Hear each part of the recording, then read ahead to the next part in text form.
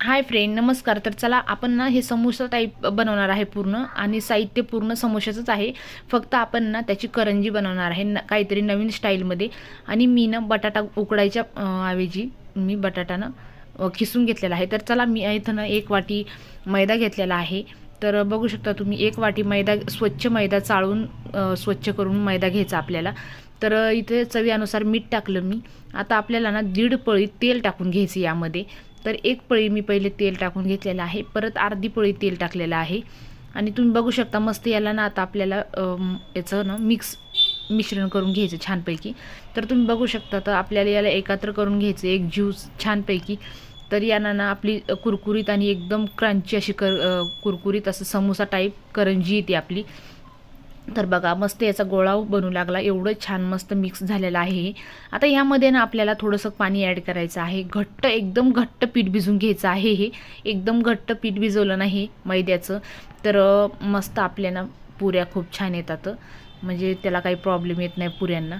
तर पतले पण होत नाही आणि चिटकत पण नाही आहे. तर तुम्ही बघू शकता मस्तपैकी मी घट्ट असं भिजवत आहे त्याला, आणि घट्ट असं 1 पोळीचं मी भिजून घेतलेलं आहे.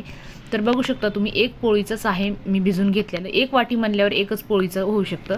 तर ह्या आकारात मी घेतलेला आहे, कारण ना मला उपवास होता आणि मुलगी एकटीच होती आणि सगळे बाकीचे तर फॅमिली घरी नव्हती. म्हणून मग मी काय केलं, मुलीसाठी एवढं रेसिपी काहीतरी नवीन टाकायची म्हणून मी आज बनवलेली आहे. इथं मी स्वच्छ बटाटा धुवून त्याला किसून घेतलेला आहे, बारीक असा छानपैकी खिसलेला आहे. थोडासा जाडसरच खिसायचा, लांब आकाराचा.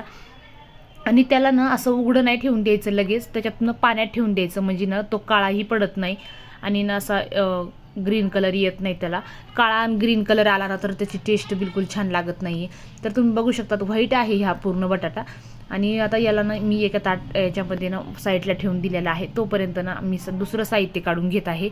तर तुम्ही बघू शकता, तर इथं मी ना लसण घेतलेला आहे चांगला, 7-8 काचळ्या लसण घेतलेला आहे मी. आणि अद्रक, कांदा आणि आपली मिरची आणि कोथिंबीर घेतलेली आहे. तर यांना ना खूप छान लागतं ते. आणि हे कच्चंच पूर्ण मिश्रण आपल्याला ना कच्चंच तयार करून घ्यायचं. आणि तयार केल्याच्या नंतर ना हे कच्चंच मिश्रणचं ना आपल्याला त्या पुरीमध्ये भरायचं आहे. तुम्ही बघू शकता, तर मस्तपैकी आता हे मिश्रण मी ना थोडं जाडसरच काढायचं, लय बारीक नाही काढायचं.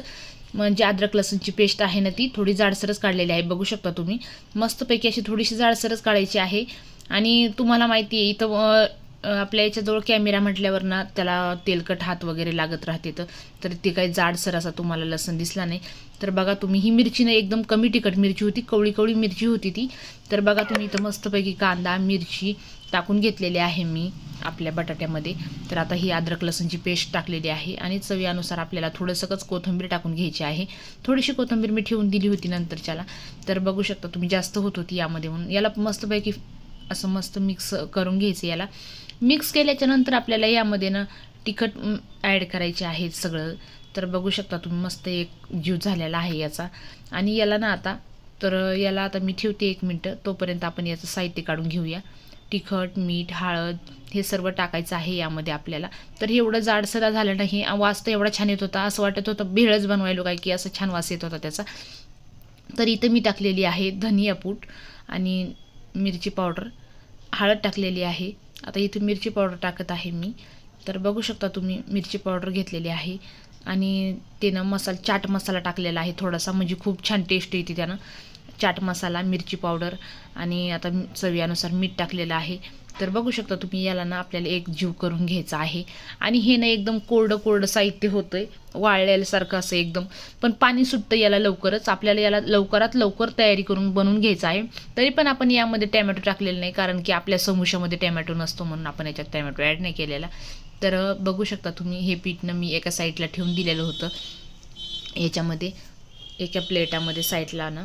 आता मी ना इथं कोळपाट घेतलेला आहे, कोळपाटाला तेल लावून घेतलेलं आहे. आणि याला ना आपल्याला थोडंसं ना छानपैकी ना एकत्र करून घ्यायचं, म्हणजे याला मळलं ना छानपैकी आपली पुरी ना उलत नाही बघा. आणि आपल्याला छानपैकी पुरी ना असं, म्हणजे एकदम छानपैकी असं पुरीचा साहित्य आपल्याला व्यवस्थित बनवता येतं. तर तुम्ही बघू शकता, तर असं मस्त मी पुरी याची बनवून घेतलेली आहे. पुरी साईजचं मी उंडा भिजून घेतलेला आहे छानपैकी. तर कसं आहे ना, आता गॅदरिंगची तयारी होती मुलीची ना, मी याला लाटून घेणार आहे. आता मुलीची गॅदरिंगची तयारी होती ना, म्हणून खूप बोर झालेली. आणि दुसऱ्या याच्यामध्ये एक अर्धा चुकीचा शब्द आलेला असला तर सॉरी, माफ करा मला, माझी यूट्यूब फॅमिली माफ करणार आहे, मला असं काही नाही. आणि हा व्हिडिओ ना काल मी न टाकता मी आज टाकणार आहे. काल ना खूप गॅदरिंगची तयारी असल्यामुळं ना आमच्याकडनं व्हिडिओ अपलोड झाला नाही, कारण नेटला खूप प्रॉब्लेम येत होता म्हणून. तर मी याला ना पतलंसं लाटून घेतलेलं आहे आणि ग्लासाने याला गोल गोल पुरी बनवून घेतलेली आहे. बघू शकता तुम्ही, आपलं मिश्रण इकडं तयार झालेलं होतं मस्तपैकी. आता ह्या पुरीमध्ये ना मी छानपैकी ना भरून घेणार आहे. तर बघा इथं मस्तपैकी मी भरून घेत आहे. आणि ताईला, माझ्या दादांना, सर्वांना, यूट्यूब फॅमिलीला खूप मोठा ना म्हणजे सॉरी, कारण की ना मी काल व्हिडिओ नाही अपलोड करू शकले, तर मी हा कालचा व्हिडिओ आज अपलोड करायला लागले. आणि मी जे आज आहे ना गॅदरिंगची तयारीला झालेली, तर तुम्ही बघू शकता मस्तपैकी ना हे तयार झालेली आहे आपली करंजी. तर माझं ना काल नाही टाकणं झाल्यामुळं ना मी आज टाकलेलं आहे. तर चला, तर असेच माझे नवनवीन व्हिडिओ बघत राहा आणि माझ्या चॅनलला लाईक करा, सबस्क्राईब करा. आणि तुमच्या सपोर्टशिवाय मी काहीही नाही. तर तुमचा यूट्यूब फॅमिलीचा सपोर्ट असला ना तर खूप काही मी करू शकल. आणि जर आता मी स्वतःच्या किरायाच्या घरात आहे, तर बघू, स्वतःचं घर पण होईल तुमच्या आशीर्वादानं मला, आणि मुलांचंही शिक्षण चांगलं होईल. तर बघा तुम्ही, आणि माझे मिस्टर ड्रायव्हर असल्यामुळं ना खूप सारे प्रॉब्लेम येतात बघा.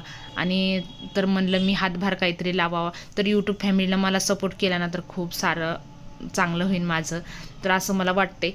तर बघा तुम्ही, मस्त करंजी बनवून घेतलेली आहे. आणि इकडं मी तेल तापायला ठेवलं तोपर्यंत. आणि तेल तापायला ठेवलं ना तर बारीक गॅसवरती करायचं, म्हणजे आपली ना करंजी जी आहे ना छानपैकी तळती. आणि तुम्ही जर ती करंजीला ना थोड्या तेलामध्ये तेल टाकून असं तव्यावरती किंवा कढईमध्ये करायचं असेल तसं पण करू शकता तुम्ही. तसे हे बघा, मी इकडची ना कढईत तेल टाकून नुसती अशी गरम करून घेतलेली आहे छानपैकी फ्राय केल्यासारखी. आणि इकडं ना मी हे बघा, तुम्ही ना छानपैकी दाबली ना तर अशी फुटत नाही. तर तुम्ही एवढी, तर आपली समोसा स्टाईल ना अशी मस्त करंजी कुरकुरीत तयार झालेली आहे. इतका मसाला छान, आणि ही एकदा केली ना